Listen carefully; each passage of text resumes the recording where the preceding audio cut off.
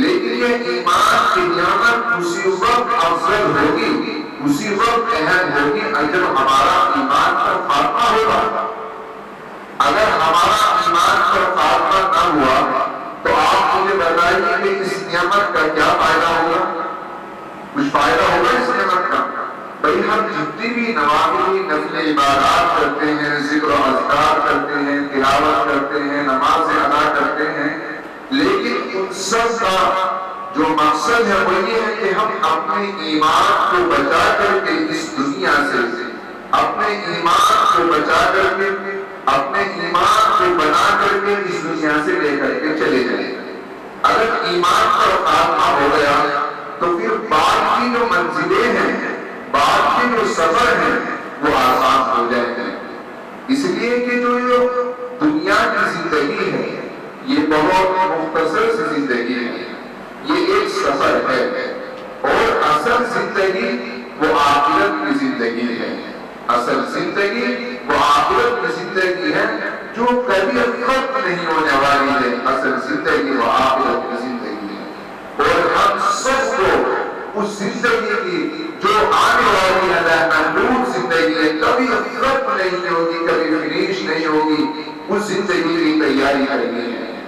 میں آپ حضرات کو بہت دل کی گہرائیوں سے مبارکباد دیتا ہوں کہ اللہ آپ حضرات کی بہت بڑی قربانی ہے، بہت بڑی قربانی ہے آپ حضرات کی۔ کیوں؟ دیکھو سنو، آپ حضرات اپنا ملک چھوڑ کر کے دوسرے ملک میں آئے ہیں، کس لیے آئے ہو؟ کام کے لیے آئے ہو۔ جب میں یہاں آیا اثر کے بعد تو اللہ جانتا ہے میرا دل بہت خوش ہو گیا مسجد کو دیکھ کر کے، ماشاءاللہ یہاں تو مسجد ہے، کمپنی کے اندر مسجد ہے، نماز پڑھنے کا اہتمام ہے، یہ بہت بڑی نعمت ہے اللہ تعالیٰ۔ پھر مجھے فوراً کو یاد آ گئی، کیا آیت یاد آئی؟ وَمَن يَتَّقِ اللَّهَ يَجْعَل لَّهُ مَخْرَجًا وَيَرْزُقْهُ مِنْ حَيْثُ لَا يَحْتَسِبُ۔ فرماتے ہیں اللہ تعالیٰ کہ جو انسان ہمارے تک پہنچنے کی کوشش کرتا ہے، جدوجہد کرتا ہے اور تقوی اختیار کرتا ہے، اللہ تعالیٰ سے ڈرتا ہے، فرماتے ہیں پھر ہم اس کے لیے ایسی جگہ سے راستے کھولتے ہیں، ایسی جگہ سے اس کو رزق دیتے ہیں کہ انسان اس کا تصور بھی نہیں کر سکتے۔ لیکن اگر انسان نہ چاہے، وہ ہے نا تو بھی اگر نہ چاہے وہاں میں عذاب۔ ابھی 3-4 روز قبل ابھی مکہ میں ہی میرا ایک پروگرام تھا وہاں گراتے میں، تو میں نے ان سے بات کی تو وہ کہہ رہے تھے کہ بھئی ہماری جس کمپنی میں ہم کام کرتے ہیں وہاں نماز پڑھنے کی اجازت نہیں دیتے، اور نماز پڑھنے کا ٹائم نہیں دیتا، جس کی وجہ سے ہم ایسے رہتے ہیں، بعد میں ہم نماز پڑھتے ہیں۔ تو میں نے سوچا میں نے کہا تم کوشش کرو، جدوجہد کرو، تمام حضور اللہ رب العزت والجلال کی دوستوں کے درمیان ہے۔ اللہ تعالیٰ جس کے دل میں چاہے محبت ڈال سکتے ہیں، اس کے دل کو پلٹ سکتے ہیں۔ میرے بھائیوں بہت مبارکباد کے لائق ہیں، خدا کی قسم آپ یہاں رہ کر کے اپنا کام تو کرتے رہیں، لیکن آپ اگر چاہیں گے ایک اللہ کے ولی بھی بن جائیں گے، اللہ کے ولی بن سکتے ہیں۔ ولی کے کوئی ایسے الگ سے کوئی سین وغیرہ نہیں ہوتے، بس یہ ہے کہ انسان اللہ رب العزت والجلال سے ڈرتا ہے، جہاں بھی رہے اللہ سے ڈرے کہ میرا رب، میرا پالنہار، میرا خالق و مالک مجھے دیکھ رہا ہے۔ جب انسان کے ذہن و دماغ کے اندر یہ بات ہوتی ہے کہ میرا رب مجھے دیکھ رہا ہے، مجھے دیکھ رہا ہے، تو پھر تنہائی میں اگر وہ ہوتا ہے تو وہ گناہ کرنے سے ڈر جاتا ہے، رک جاتا ہے۔ یہی ایمان ہے۔ پھر اگر دیکھو تو صحیح، میں اللہ تعالیٰ کی قدرت کو بیان کر رہا تھا۔ دیکھو اللہ تعالیٰ نے ہمارے لیے دن کو بنایا، اللہ تعالیٰ نے ہمارے لیے رات کو بنایا۔ اللہ تعالیٰ فرماتے ہیں سبح للہ ما فی السماوات و ما فی الارض، اللہ تعالیٰ ہی خالق ہے، اسی کی بادشاہت ہے، آسمانوں میں بھی اسی کی بادشاہت ہے، زمینوں میں بھی اسی کی بادشاہت ہے، مشرق میں بھی اسی کی بادشاہت ہے، مغرب میں بھی اسی شمال میں بھی اسی کی بادشاہت ہے، جنوب میں بھی اسی کی بادشاہت ہے، اور اللہ ہر جگہ ہے۔ اگر انسان کو یہ یقین ہو جائے کہ میرا رب مجھے دیکھ رہا ہے، میرا رب مجھے دیکھ رہا ہے، انسان کو یقین ہو جائے، خدا کی قسم اللہ تعالیٰ فرماتے ہیں ہوا اینما کہ تم جہاں کہیں بھی ہوتے ہو اللہ تمہاری ساتھ ہوتا ہے۔ میرے بھائیو، ایک ہوتا ہے اللہ پر ایمان لانا، اللہ کو ماننا، ایک ہوتا ہے اللہ کو پہچاننا۔ اللہ کون ہے؟ کون ہے اللہ؟ میرے بھائیو، اللہ تعالیٰ اپنے ایک بندے سے 70 باؤ سے بھی زیادہ محبت کرتے ہیں۔ اللہ تعالیٰ، یہ کتنی بڑی بات ہے۔ اللہ تعالیٰ اپنے بچے کو طرح نہیں چھوڑتے، اللہ تعالیٰ ہمیں کھلا رہے ہیں، پلا رہے ہیں، سب کچھ دے رہے ہیں۔ اللہ تعالیٰ، یہ اللہ تعالیٰ کا بہت بڑا احسان ہے، کرم ہے، فضل ہے کہ رب ذوالجلال نے ہمارے لیے اتنے انتظامات کیے ہیں۔ جب پھر اللہ تعالیٰ نے ہمیں انسان بنایا، اگر اللہ تعالیٰ ہمیں کوئی اور مخلوقات بنا دیتے، کسی اور مذہب میں پیدا کر دیتے، جیسے اور لوگ زندگی گزار رہے ہیں ایسے ہم زندگی گزارتے، میرے بھائیوں، یہ اللہ تعالیٰ کا بہت بڑا احسان ہے۔ جب اللہ تعالیٰ نے ہمارے اوپر اتنے احسانات کیے ہیں تو پھر ہمارا بھی فرض بنتا ہے کہ ہم اللہ رب العزت والجلال کی منشا کو سمجھے، ہر ایک قدم پر یہ دیکھ کے سوچے کہ میرے رب کا حکم تو نہیں ٹوٹ رہا ہے، میرے خالق کا حکم تو نہیں ٹوٹ رہا ہے۔ میرے بھائیوں، ایمان کے بعد سب سے قیمتی چیز انسان کے پاس جو ہے وہ انسان کے پاس وقت ہے۔ وقت بہت قیمتی چیز ہے جس کے بارے میں کسی کو یہ معلوم نہیں اس کے پاس کتنا وقت ہے۔ آپ کا وقت یہاں لگ رہا ہے، کسی کا وقت کہاں لگ رہا ہے کچھ پتا نہیں، یہ بھی معلوم نہیں جس کے پاس کتنا وقت ہے، لیکن وہ کتنا وقت لے کر کے آئے ہیں۔ میرے بھائیوں، اگر ہم یہ سوچ کے جتنا وقت ہے میرے پاس میں کہ ہم اللہ تعالیٰ کو اس میں راضی کر لیں، اللہ تعالیٰ کے احکام کے چل کر اللہ تعالیٰ فرماتے ہیں یا ایھا الذین آمنوا اتقوا اللہ وابتغوا الیہ الوسیلۃ وجاہدوا فی سبیلہ لعلکم تفلحون۔ اے ایمان والو، اگر تم مجھ تک پہنچنا چاہتے ہو، میرا قرب حاصل کرنا چاہتے ہو، تو پھر یاد رکھو ان مسائل کی تلاش کرو، ان ذرائع کی تلاش کرو، ان راستوں کو تلاش کرو کہ جن پر چل کر اللہ رب العزت والجلال کے مقرر بندے بن جاؤ گے، ان راستوں کو تلاش کرو۔ وہ راستے کیا ہیں؟ فرماتے ہیں حضرات مفسرین رحمہ اللہ نے ذرائع سے مراد کیا ہے نوافل کو، لیکن نوافل سے پہلے بھائیوں فرائض کا درجہ آتا ہے۔ ہم فرائض کو ادا کرنے والے ہیں، لیکن اگر ہمارے فرائض ہی چھوٹ رہے ہیں، فرائض سے ختم ہو رہے ہیں، تو پھر نوافل اگر کوئی ادا کر رہا ہے تو اس کا فائدہ نہیں ہوگا۔ فائدہ اسی وقت ہوگا جب فرائض کو بھی ادا کرنے والا ہے۔ میرے بھائیوں، دیکھیے جو دین ہے نا، دین جو جناب محمد رسول اللہ صلی اللہ علیہ وسلم جو لے کر کے آئے ہیں، یہ جو دین ہے نا، یہ ایک پاکیزہ روحانی دین ہے، جو ایک طریقہ بتایا ہے پیغمبر علیہ السلام نے کہ اگر تم اس دین پر چل کر کے مجھ تک پہنچو گے، جس کو کامل دین کہا جاتا ہے۔ میں نے آپ کے سامنے جو حدیث پڑھی ہے، اس میں پیغمبر علیہ السلام ارشاد فرما رہے ہیں لا يؤمن أحدكم حتى يكون هواه تبعا لما جئت به۔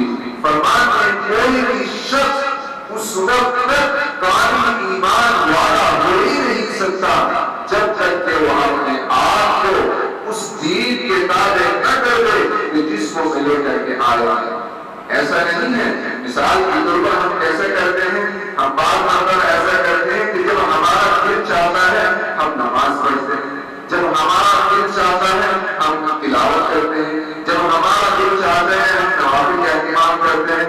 نہیں میرے بھائی بزرگوں دوستو، ایک ایک حقوق کو ادا کرنا ہوگا. اللہ رب العزت والجلال کی رضا پانے کے لیے سب کچھ قربان کرنا پڑے گا اگر اللہ کو ماننا ہے. میرے بھائیوں، میں ایک بات بتاؤں آپ کو، انڈیا میں ایک بہت بڑے بزرگ ہیں، ان کا نام ہے حکیم الامت مجدد دین حضرت مولانا محمد اشرف علی خان گیلانی رحمۃ. غالباً آپ حضرات جانتے ہوں گے، ان میں سے جس نے نام سنا ہوگا مولانا شاید سنا ہوگا نام، سنا ہے؟ ہاں، بہت بڑے بزرگ ہیں. فرماتے ہیں ایک شخص ان کے پاس آیا اور آ کر کے کہا کہ حضرت ہم نماز پڑھتے ہیں اور لیکن ہمیں یہ کیسے معلوم ہوگا کہ ہماری نماز قبول بھی ہو رہی ہے نہیں؟ ہم جو نماز پڑھ رہے ہیں ہماری نماز قبول ہو رہی ہے نہیں؟ تو حضرت نے کیا جواب دیا؟ حضرت نے جواب دیا کہ اگر تم نے فجر کی نماز پڑھی ہے، فجر کی نماز پڑھنے کے بعد اگر تمہیں ظہر کی نماز کی توفیق ہو گئی تو سمجھ لو تمہاری فجر کی نماز قبول ہوگی. اور اگر تم نے ظہر کی نماز پڑھنے کے بعد عصر کی توفیق ہو گئی تو سمجھ لو ظہر قبول ہو گئی ہے. ایسے ہی یہ سلسلہ چلتا رہے گا. لیکن اگر ہماری ایک ٹائم کی نماز فوت ہو گئی، نماز چھوٹ گئی یا آگے پیچھے ہو گئی، تو فرمایا کہ دیکھو کہ تم نے یہ پہلے نماز پڑھی ہے، اس میں کیا کرنی ہے، کیا کوتاہی ہے، تو اب دیکھو یہ نماز کیا ہے. بھائیو، نماز جانتی ہے کیا ہے؟ نماز کے اللہ تعالیٰ سے براہ راست لینے کا ذریعہ ہے، ملاقات کا ایک ذریعہ ہے. آدمی بہت اچھی طریقے سے وضو کرے اور مسجد میں آئے، 2 رکعت نماز، کوئی بھی مسئلہ ہو 2 رکعت نماز پڑھے اور اپنے ہاتھوں کو اٹھا کر کے اللہ تعالیٰ سے جو بھی انسان جس یقین کے ساتھ میں مانگتا ہے اللہ تعالیٰ اس کو وہ چیز ضرور عطا کرتا ہے. اتنا تو ضرور ہے کہ جو مانگ رہا ہے ہو سکتا ہے کہ اللہ تعالیٰ تھوڑی تاخیر سے دے دے، تھوڑا لیٹ دے دے. کیوں؟ اللہ تعالیٰ کے یہاں دیر تو ضرور ہے لیکن اندھیر نہیں ہے. لیکن اگر اس سے پہلے ہم فرائض کا اہتمام کریں، نمازوں کا اہتمام کریں، پھر جانتے ہو کیا ہوگا؟ پھر یہ ہوگا کہ اللہ تعالیٰ باقی اعمال کی بھی توفیق دے دیتے ہیں نماز کی برکت سے. نماز سے ہی ہمارا ایمان باقی رہے گا. حدیث شریف میں ہے پیغمبر علیہ السلام نے ارشاد فرمایا، کیا فرما رہے ہیں پیغمبر علیہ السلام؟ فرماتے ہیں ایک کافر اور ایک مومن کے درمیان جو آڑ ہے وہ صرف ایک نماز ہے. نماز ہے. جس نے نماز کو قائم کیا اس نے دین کو قائم کیا، اور جس نے دین کو قائم کیا اس نے نماز کو قائم کیا.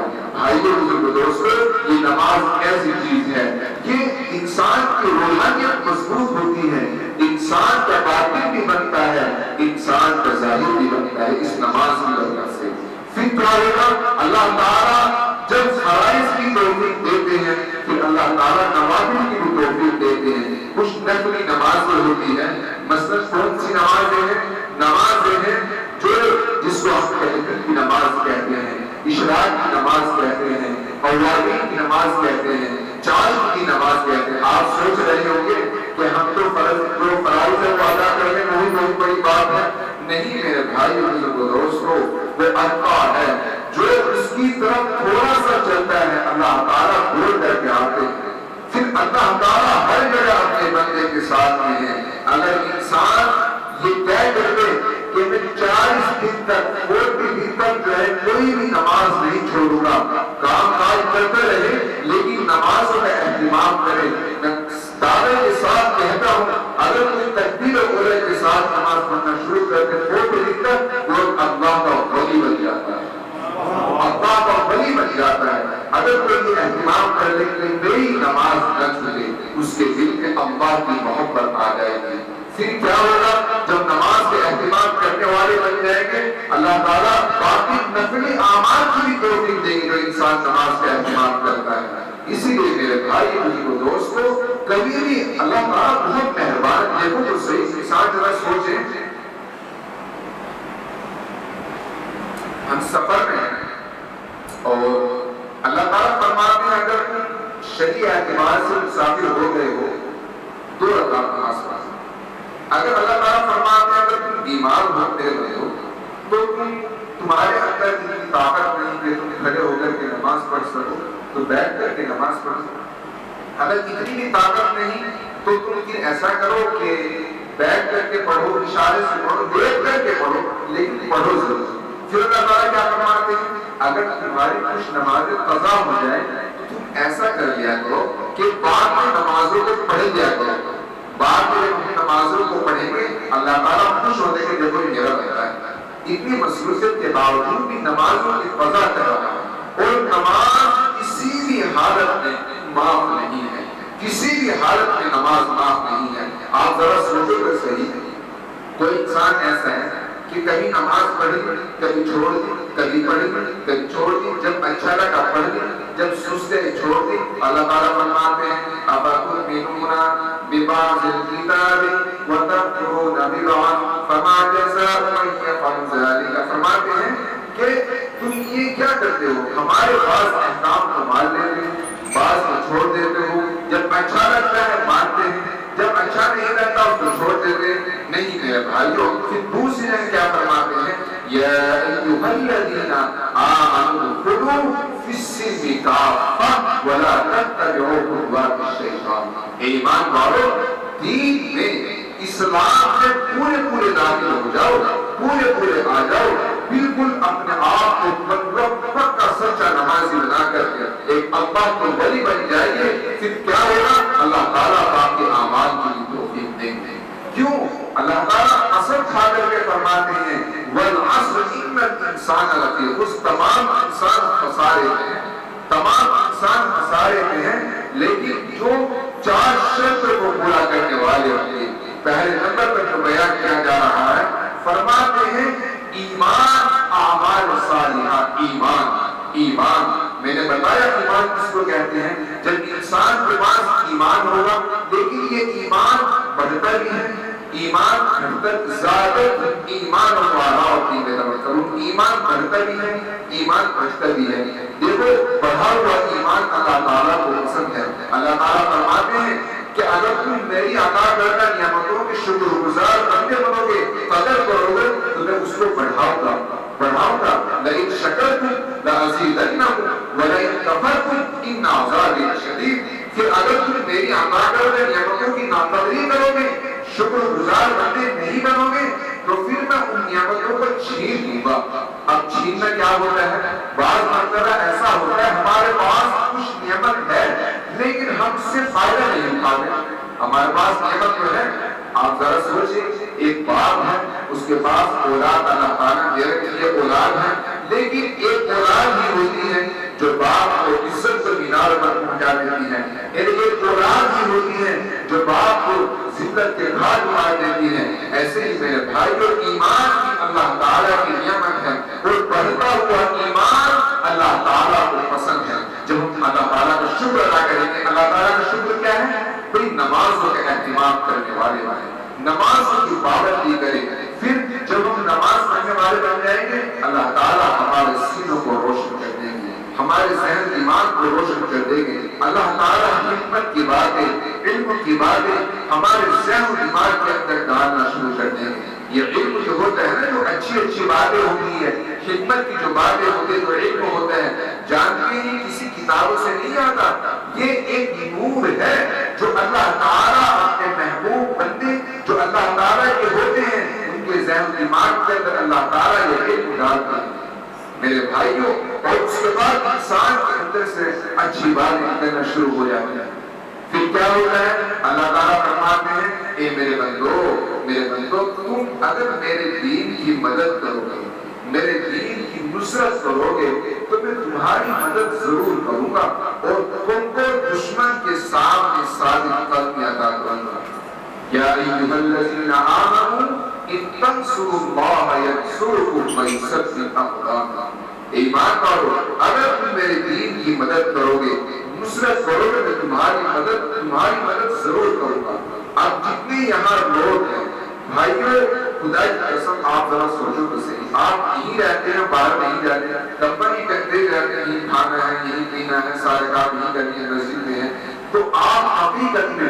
اگر آپ چاہو گے تو ایک اللہ کے ولی بن سکتے ہیں. اور پھر جب اللہ کے ولی ہوگے، جانتے ہیں اگر کہیں آگ ہو، آگ جانتے ہیں نا، آگ ہو، کوئی انسان وہاں سے گزرے تو اس کی حرارت کو محسوس کرے گا نہیں کرے گا؟ بھائی اس کی حرارت کو محسوس کرے گا نہیں کرے گا؟ بھائی بولو، بھائی کرے گا نہیں؟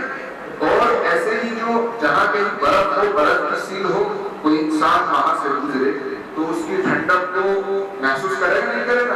جب آپ ایک اللہ کے ولی ہو جاؤ گے، اللہ کے ولی، دین کے داعی بن جاؤ گے، یاد رکھو تم کہیں پر بھی ہو تمہارا اثر ضرور ہوگا. تم یہاں تو ضرور رہو گے لیکن تمہارا اثر پہنچتا رہے گا، تمہارا اثر خوشبو پہنچتی رہے گی، خوشبو پہنچتی رہے گی. پھر جو غیر لوگ ہیں تمہیں دیکھ کر کے وہ تمہارے رہن سہن کو دیکھو گے، تمہاری زندگی کو دیکھو. اس لیے انہوں نے بھائی نے مجھے بتایا کہ بھائی تم یہاں کا مالک، اس نے ہمیں اجازت دی، جگہ بھی دی تو تم یہاں مسجد بناؤ. کتنی بڑی بات ہے، جو شخص ہے اس نے تمہیں جگہ دی. میں نے بتایا نا کہ جو اللہ تک پہنچنے کی کوشش کرتا ہے، نماز پڑھنے کی کوشش کرتا ہے، چاہتا ہے، اللہ اس کے لیے ضرور راستہ کھولتے ہیں. تو یہ میں اس کو تصدیق بالکل نہیں کرتا، بالکل میں اس کو تصدیق نہیں کرتا ہوں کہ کوئی چیز نماز پڑھنے میں مانی، کوئی چیز نہیں. اس لیے آپ کو جو بغلہ بھائی اور بھائی جو یہاں اس کمپنی میں نہیں رہتے، آپ ان کو دعوت دو، ان کو سمجھاؤ کہ بھائی آپ نماز کا اہتمام کرنے والے ہیں، اور جب بھی نماز پڑھے اللہ تعالیٰ کا شکر ادا کرے کہ اللہ دیکھو آپ نے مجھے فجر کی نماز پڑھنے میں توفیق دی، اب میں آپ سے دعا کرتا ہوں مجھے ظہر کی بھی توفیق دیں. جب ظہر پڑھو پھر عصر کی، پھر مغرب کی، پھر عشاء کی، جب یہ ایک ترتیب بن جائے کہ آپ کا شکر ہے آپ نے مجھے فرض نماز کی توفیق دی، اللہ میں اب آپ سے درخواست کرتا ہوں آپ مجھے اب نوافل کا بھی اہتمام کرنے والا بنا دیں. خدا کی قسم ایک دین کے داعی اللہ کے ولی بن جاؤ گا. پھر اس کے بعد آپ مجھے بتائیے جو مساجد ہیں، مساجد جانتے ہیں کیا ہے مساجد؟ دیکھو قرآن کریم کا دل سورہ یاسین ہے، اور انسان کے اندر دل ہے، یہی ایمان ہے، یہی نور ہے، یہی اللہ کی محبت رہتی ہے. اگر انسان کا بہت توجہ سننا بھائی بات، اگر انسان کا دل حرکت کرنا بند کر دے تو کیا انسان کے اعضاء کام کریں گے؟ انسان کے اعضاء کام نہیں کریں گے. جب تک دل حرکت کر رہا ہے، ایسے حرکت کر رہا ہے تو انسان کے اعضاء کام کر رہے ہیں.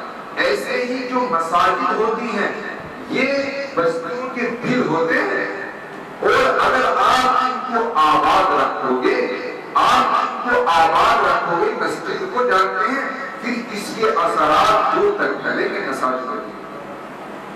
آپ مجھے بتاؤ ایروپلین کہاں اترتا ہے؟ ایئرپورٹ پر. ٹرین کہاں رکتی ہے؟ ٹرین اسٹیشن پر. رکشا وغیرہ کہاں رکتی ہے؟ بس اسٹیشن کہاں رکتے ہیں؟ بس اڈے ہوتے ہیں. ایسے ہی اللہ کی رحمت مسجدوں میں اترتی ہے.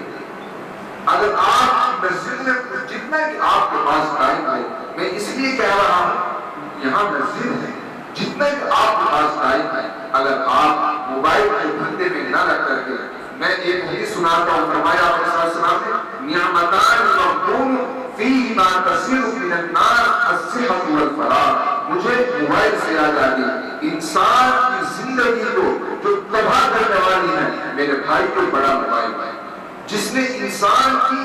آپ مجھے بتاؤ کہ کوئی آپ سے نہیں روکے گا آپ موبائل پر دیکھو، آپ یہ نہ کرو. کیوں؟ کون آپ کو روکے گا؟ آپ اپنا وطن چھوڑ کر کے آئے، کوئی آپ کو دیکھنے والا نہیں ہے.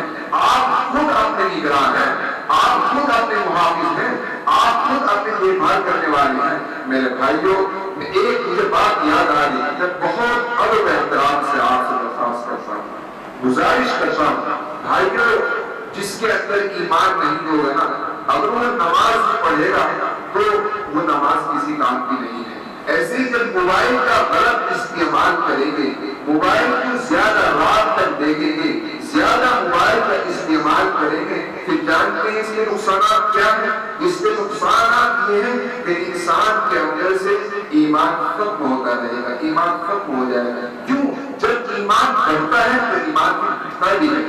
اس پر سب کا اتفاق ہے. آہستہ دھیرے دھیرے دھیرے دھیرے ایمان ایمان ختم ہو جائے گا. پھر کیا ہوگا؟ وہ نماز تو پڑھتا ہے لیکن اس کا ذہن ادھر ادھر جاتا ہے. بھائیو موبائل کا استعمال کرنا جائز ہے، شرعی اعتبار سے جائز ہے، لیکن غلط استعمال نہ کریں. اپنا وقت ضرورت سے استعمال کریں. ایک ضرورت کی چیز ہے اپنا وقت، فارغ وقت بھائیو مسجد کے اندر کریں. اور جب مسجد کے اندر دو گے مسجد کے تعلیمی حلقے لگاؤ، اور جو آپ کے امام صاحب ہیں ان سے درخواست کرو وہ تھوڑا آپ کو ٹائم دیں. جب یہی رہتے ہیں تو کوئی مسئلہ ہی نہیں ہے، وہ آپ کو ٹائم دیں گے. خدا کی قسم آپ کی مسجد میں مسجد نبوی والے اعمال ہو جائیں گے. جو اعمال مسجد نبوی میں ہوتے جنا کے زمانے میں تعلیم کا حلقہ لگ رہا ہے، ایمان کا حلقہ لگ رہا ہے، ادھر جو ہے کیا ہو رہا ہے، ادھر جو ہے تعلیم ہو رہی ہے. پھر کچھ ساری کو کہو کہ بھائی آپ یہیں جائے، باہر کمپنی میں جائے اور جا کر کے کام اگر جس سرزمین یہاں ہے لیکن ایک گشت کرو. کیا ہوتا ہے اس سے؟ کیا ہوگا؟ گشت سے اپنی کمپنی نہیں کرو. پھر کیا ہوگا اس سے؟ جانتے ہو دیکھو انسان کے اندر کچھ بیماریاں ہوتی ہیں، وہ بیماری جنم لیتی رہتی ہے، بڑھتی رہتی ہے، بیماری بڑھتی ہے، ایسے بڑھتی رہتی ہے. اور وہ بیماری کون سی ہوتی ہے جانتے ہو؟ کوئی ڈاکٹر نہیں بتا سکتا کہ اس انسان کے اندر یہ بیماری کتنی ہے، نہیں بتا سکتا. اور وہ بڑھتی رہتی ہے، جنم لیتی رہتی ہے. وہ کیا ہے؟ انسان کے اندر تکبر کی بیماری ہے. دنیا کی کوئی مشین نہیں ہے ایسی کہ جو بتا دے اس انسان کے اندر کتنا تکبر ہے. تکبر کی بیماری، حسد کی بیماری، جلن کی بیماری. جب تم یہ عمومی گشت کرو گے تو اس سے کیا ہوگا؟ عمومی گشت کرنے سے ان اندر کی بیماری ختم ہوتی رہے گی. بھائی اندر کی بیماری ختم ہو جائے گی. اور بالکل پابندی کے ساتھ میں، پابندی کے ساتھ میں بالکل جتنا بھی آپ کو ٹائم ملے، جتنے بھی آپ کو ٹائم ملے آپ اللہ کے راستے میں جائیں. دیکھو جناب محمد رسول اللہ صلی اللہ علیہ وسلم کی سیرت کا اگر ہم مطالعہ کریں گے اور ان کی زندگی کو پڑھیں گے تو آپ صلی اللہ علیہ وسلم کے 10 ایئرز میں یعنی کہ 10 سال میں 150 سفر ہیں. آپ خود بھی اللہ کے راستے میں گئے ہیں اور آپ نے اپنے صحابہ کی جماعت بنا کر کے اللہ کے راستے میں روانہ کی. اور حضرت مولانا محمد یوسف صاحب رحمت اللہ علیہ رحمت واسعہ کی تحقیق یہ ہے کہ جو 150 سفر ہے نا اس میں یہ ہوتا تھا، اس میں یہ ہوتا تھا 6 مہینے اللہ کے راستے میں، 6 مہینے اپنی ضرورت پر. صحابہ کی بھی یہی ترتیب تھی، 6 مہینے اللہ کے راستے کے اور 6 مہینے اپنی ضرورت پر. اور وہ 6 مہینے اپنی ضرورت کے ہوتے تھے اس میں کیا ہوتا تھا؟ آدھی رات مسجد کی اور آدھی رات اپنی ضرورت کی. پھر دن میں کیا ہوتا تھا؟ آدھا دن مسجد کے لیے، آدھا دن اپنی ضرورت کے لیے. لیکن میں یہ نہیں کہہ رہا آپ کو کہ آپ مسجد میں ٹائم دو کہ آپ کا کام ہی چھوٹ جائے. کام بھی کرو. دیکھو یاد رکھو بغیر دین کے دنیا بھی نہیں ہے اور بغیر دنیا کے دین بھی نہیں ہے. جب دنیا میں رہو گے کام کرو گے پھر اللہ تعالیٰ دیکھو رزق جو ہے نا، رزق ہم سب یہ سوچتے ہیں کہ میں رزق ہمارا ہی ہے، رزق اللہ کے ہاتھ میں. کسی انسان کے ہاتھ میں رزق نہیں ہے، کسی انسان کے اللہ کے ہاتھ میں ہے رزق. اور انسان جب پیدا ہوتا ہے اس کو یہ دیکھا جاتا ہے کہ بھئی یہ لوگ ہوتا ہے اس کی زندگی کتنی ہے، اس کی عمر کتنی ہے، اور پھر ہوتا ہے اس کو رزق کتنا ہے، کتنے دن یہ دنیا میں رہے گا، یہ سب طے ہے. اور یہ بات کہ آپ نوٹ کر لیجیے بھائیو، حقیقت میں کوئی محنت کرنے سے مالدار نہیں ہوتا. محنت کرنے سے کوئی مالدار ہوتا ہے؟ کوئی مالدار ہوتا ہے محنت کرنے سے؟ محنت کرنے سے علم بڑھتا ہے لیکن رزق مال اتنا ہی ملے گا جتنا مقدر میں ہے. لیکن آج ہمارا حال یہ ہے، میں بڑے دکھ کے ساتھ یا بڑے طرف کے ساتھ کہتا ہوں بھائی دھیان سے سننا بات. حقیقت میں ہمارا حال یہ ہے کہ ہم بس مسلمان ہیں، مومن نہیں ہیں. ہم مسلمان تو ضرور ہیں. کیسے مسلمان ہیں؟ کیسے مسلمان ہیں؟ بس مسلمان ایسے ہیں کہ ہمارے باپ دادا مسلمان تھے اور ہم انہی کے گھر میں پیدا ہوئے، ان کو دیکھا دیکھی بڑے ہو گئے، یہاں کام کرنے لگے، جب نماز پڑھتے ہیں مسلمان. کیونکہ اسلام الگ ہے، ایمان الگ ہے.